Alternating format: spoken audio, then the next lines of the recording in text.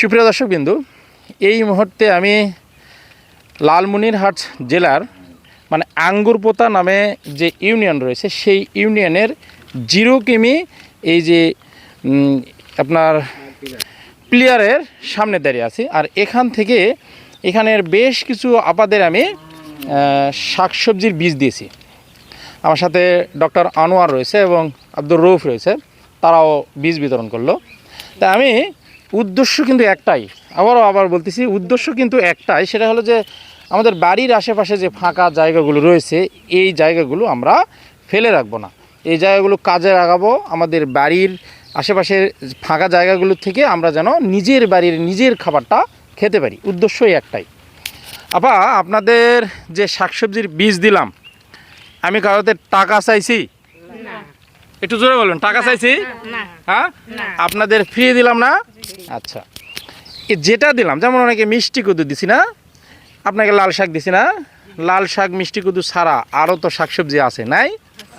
এগুলো যদি প্রয়োজন হয় কোথায় থেকে নেবেন? বাজার থেকে কিনতে হবে। বাজার থেকে আপনাদের পরিবারের মাথা যারা আছে, যারা মুরব্বী মানুষ, তাদেরকে বললেই কিন্তু বাজার থেকে এনে দিবে, তাই না? তো আমরা বাজার থেকে কিনে আনে যদি আমাদের বাড়ির আশেপাশে ফাঁকা জায়গাগুলো কাজে লাগাতে পারি, এটা আমাদের নিজের উপকার কিনা? উপকার না? নিজের উপকার না? এই জন্য আমাদের বাড়ির আশেপাশে কখনোই ফাঁকা জায়গা ফেলে রাখা যাবে না। আমরা যেখানে দাঁড়িয়ে আছি এর পিছনেই কিন্তু সচেতন ব্যক্তির বাড়ি। এটা এই যে বাগান করছে না, এর পিছনেই কিন্তু এই বাগানটা করছে এই বাড়িওয়ালা।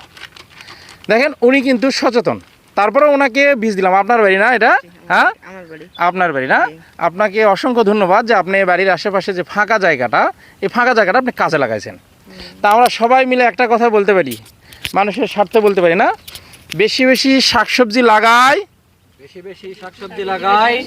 জোরে জোরে বলবেন একটু, বেশি বেশি শাকসবজি লাগাই, বেশি বেশি শাকসবজি লাগাই, বাজারে দাম কমায়।